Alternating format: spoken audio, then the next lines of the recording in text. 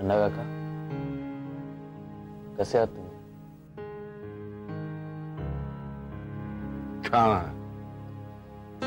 मजेत.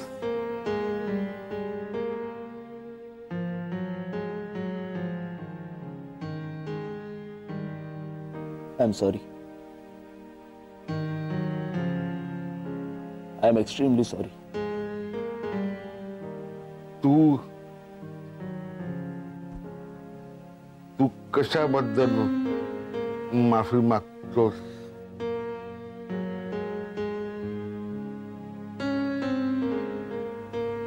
मला कळलं की बाबा इथे येऊन गेले आणि असं प्रत्येक माणूस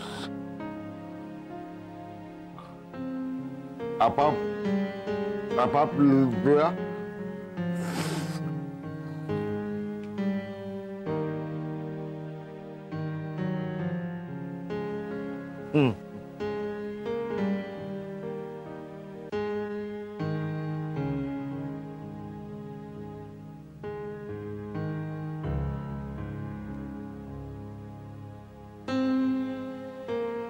स्वभावाप्रमाणे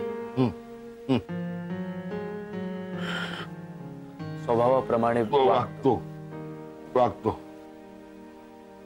त्यांनी आपला माज बोलून दाखवला. मग मी म्हटलं की आपण पण दाखवावा आपला इंगा.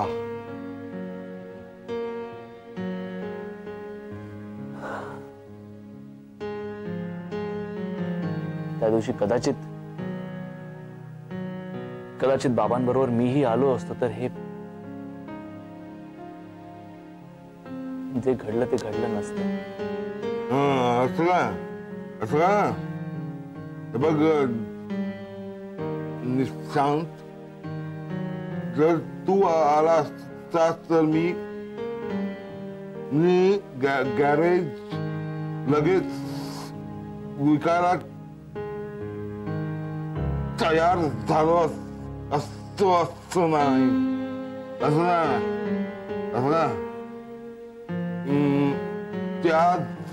त्या जागेत माझं मन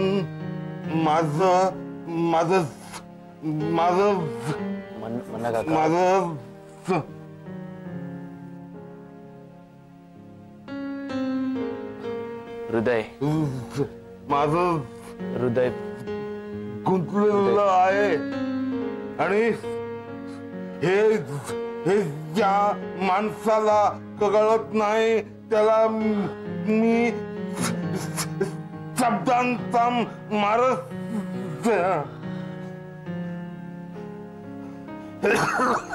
म्हणा काका.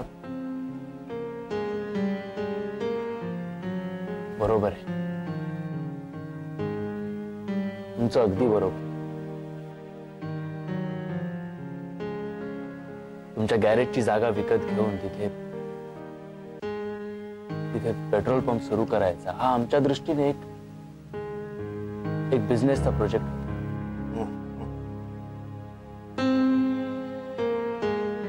पण मुळात तुम्हाला त्या जागेच्या बाबतीत बिझनेस करायचाच नाही हे दुर्दैवानं बाबांच्या लक्षातच आलं नाही.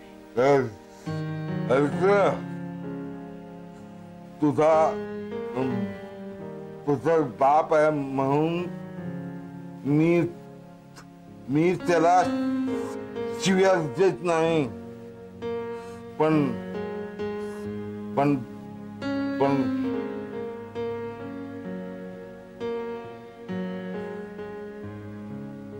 दुर्दैवानं तुझ्या बापाच्या इथे हृदयाच्या ऐवजी बसलं एक पैसे मोजण्याचं यंत्र माणसाच्या नाही. मला बोलू दे. माणसांच्या भावना त्याला कधीही समजणार नाहीत.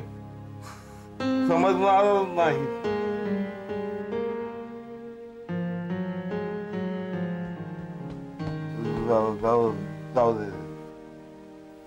तुझ्या बाप्पाला एक वेळा अक्कल नाही, पण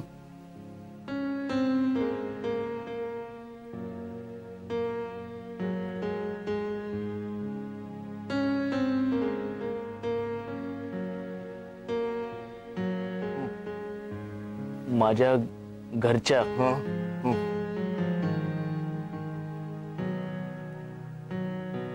माझ्या घरच्या माणसांचं काय?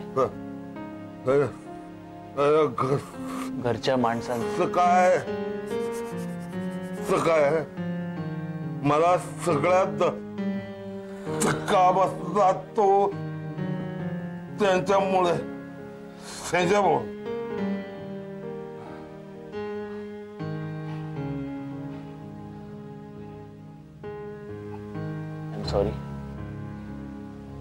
I'm sorry म्हणणार.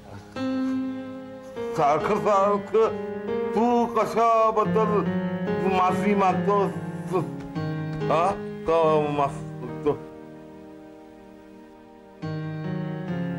बाबांचा मुलगा या नात्याने माझाही संबंध येतोच ना.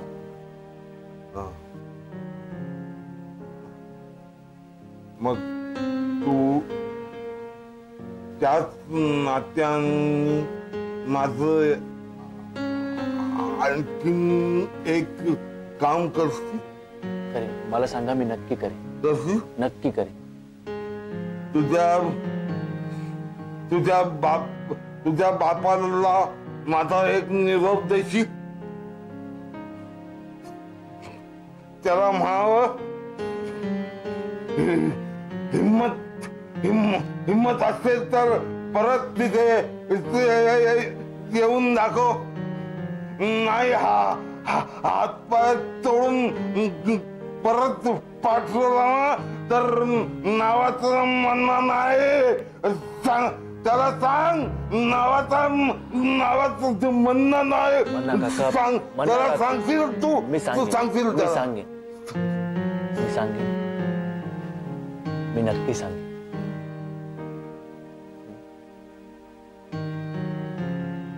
तर तुम्ही प्लीज आराम करा. म्हणणार का प्लीज,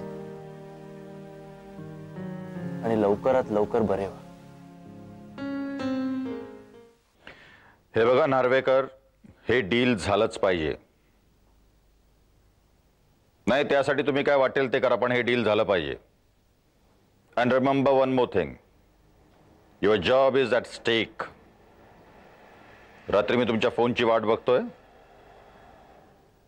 इज इट क्लिअर?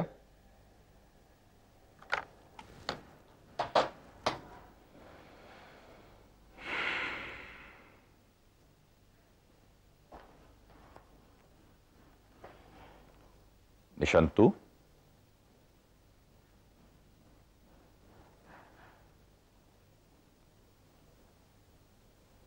बाबा, मला तुमच्याशी जरा महत्वाचं बोलायचं आहे. बोल. तुमच्या लेखी माणसाची किंमत फक्त पैशातच मोजता येते. त्याची तत्व, त्याचे विचार, त्याचा आत्मसन्मान, या सगळ्या गोष्टी शून्य. निशांत, मी एक बिझनेसमन आहे. मी शून्यातून काहीतरी निर्माण करत असतो आणि त्या निर्मितीची किंमत पैशात वसूल करतो. हे तुझी तत्व, विचार, आत्मसन्मान हे ज्याचं त्यांनी सांभाळावं. हो, असं तुम्ही म्हणता, पण शेवटी स्वतःचा स्वार्थ साधण्यासाठी तुम्ही तत्व जपणाऱ्या माणसाला चिरडून टाकता. तू काय बोलतोस हे तुला नीट कळतंय का रे? त्या नार्वेकरला मी 5 आकडी पगार मोजतो. किती? 5 आकडी. शिवाय घर, गाडी आणि इतर पर्क्स वेगळे. आणि एवढं मोजून सुद्धा जर तो डील करणार नसेल तर मग. बाबा, मी नार्वेकर बद्दल बोलत नाहीये. मी मन्ना प्रधान बद्दल बोलतोय. मन्ना प्रधान? तुम्ही विसरणं साहजिकच आहे हो, कारण मन्ना प्रधान ही एक मोठी व्यक्ती नाहीये. तो एक क्षुद्र मेकॅनिक आहे ना. तो अडेल तट्टू मेकॅनिक. काय झालं त्याचं?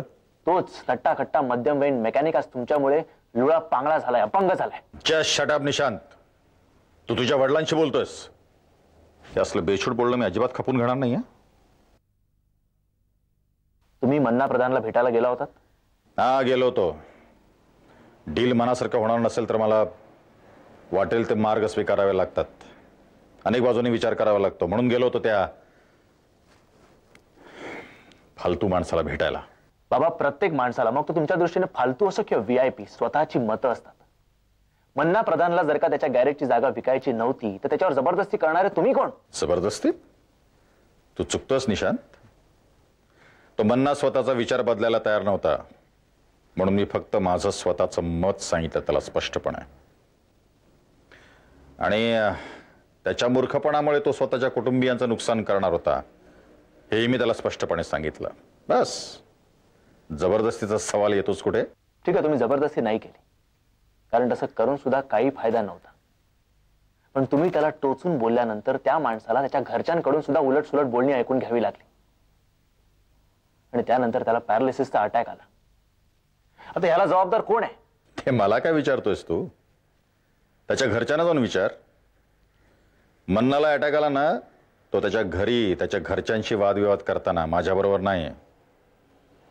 आणि जागा विकण्याबाबत त्याच्या कुटुंबियांचं माझ्यासारखंच मत असेल रे.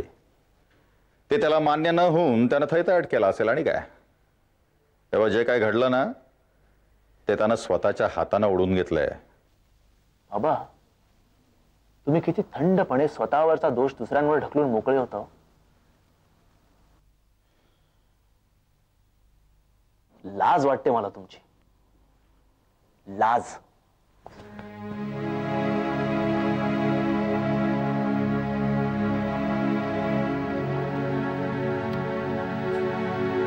शांत. काय ग, काय चाललंय? आपण आजीला विचार. आजी, अगं आजी लवकर ये. काय ग, काय चाललंय? आजी, लहानपणी आई कशी होती ग? लहानपणी अगदी तुझ्यासारखी होती, ठमकाई. बोलण्यात पटाईत, तशीच अभ्यासाकडून हुशार. हा का? ऐका, नाना खूप तिच्याबद्दल वाटायचं. सगळ्यांना सांगत सुटायचे. तिने मिळवलेली बक्षिस, सर्टिफिकेट अशी कपाटात लावलेली असायची. सगळ्यांना दाखवायचे.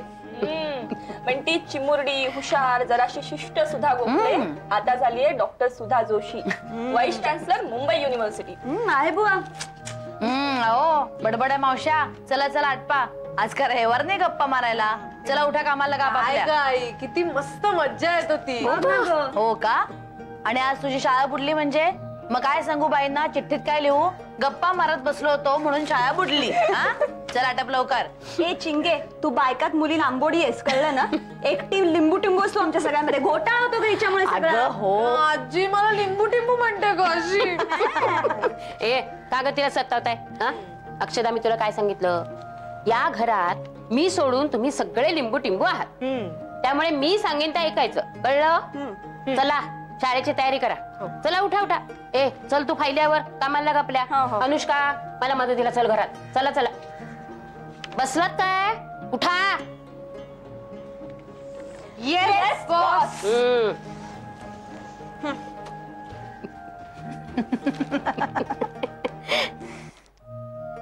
सुधा, तुला वेगळं सांगायला हवं का? चला, आंघोळीच्या तयारीला लागा. काय? Yes boss.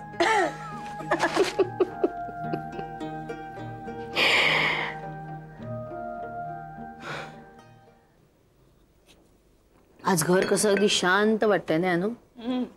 मस्तपैकी चहा घेते आणि आंघोळीला जाते आणि मग विद्यापीठात पळते. आई, आजी कधी येईल ग? येईल आता. इथे खाली तर गेले भाजी आणायला. कितीसा वेळ लागतोय तिला? का ग? अगं, मला लायब्ररीत जायचं होतं. आमचा पुढचा कार्यक्रम ठरलाय काव्य संमेलनाचा. त्याच्यासाठी थोड्या कविता निवडायच्या होत्या. तुला विषय माहितीये? काय? प्रेम. अरे वा, छान आहे विषय.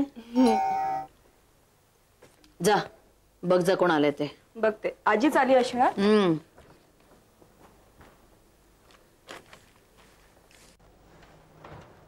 हॅलो. तुम्ही मी मोहन साळगावकर.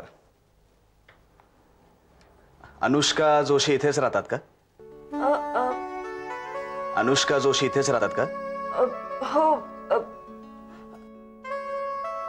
आई ते नमस्कार, मी मोहन साळगावकर.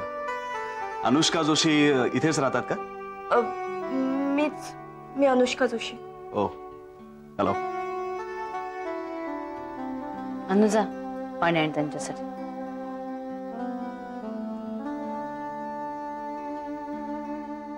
तुम्ही आत्या ना? हा, आत्या, हो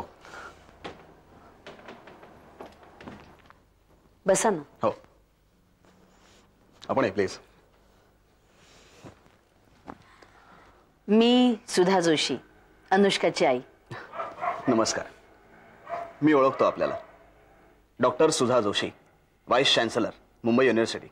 बरोबर. घ्या पाणी घ्या. हो, थँक्स. आई आपण इथे मी इकडे आभार मानायला आलोय. आभार? हो, म्हणजे त्या दिवशी जर का यांनी वेळेवरती मदत केली नसती तर तो मोटरसायकलवरचा माणूस रस्त्यावरच मेला असता. त्या मोटरसायकल स्वाराचे प्राण वाचवल्याबद्दल मनपूर्वक आभार. खरं तर आम्हालाही तोच प्रश्न पडला होता की तो माणूस नंतर गेला कुठे, त्याचं काय झालं. नाही, कारण पेपरमध्ये सुद्धा काही छापून आलेलं नाही, पोलिसांमध्ये त्याची नोंद केलेली नाही. नाही म्हणजे काय आहे, थोड्या दिवसांनी लोकांना शंका यायला लागेल की आमच्या अनुला वाईट स्वप्न वगैरे तर पडलेलं नाही ना. मला सुद्धा याची खूप काळजी वाटत होती. मला तर वाटत होतं हिला बिचारीला त्या टेन्शननी वेडबीड लागेल की काय. नाही, या सगळ्याबद्दल मी खरंच तुमची माफी मागतो, कारण हे सगळं रामायण माझ्यामुळेच घडलं. म्हणजे त्या दिवशी मोटरसायकलवरती गोळ्या लागून जखमी झालेला इसम मीच. तुम्ही? हो, इन्स्पेक्टर मोहन साळगावकर. आई अगं मगाच म्हणजे खबर मिळता क्षणीच मी काही गुंडांचा पाठलाग करत होतो, पण एका बेसावत क्षणी त्यांनी माझ्यावर गोळ्या झाडल्या आणि मी जखमी म्हणजे काय, मी यांनी वेळेवरती मदत केली नसती तर मी आज इथे नसतोच.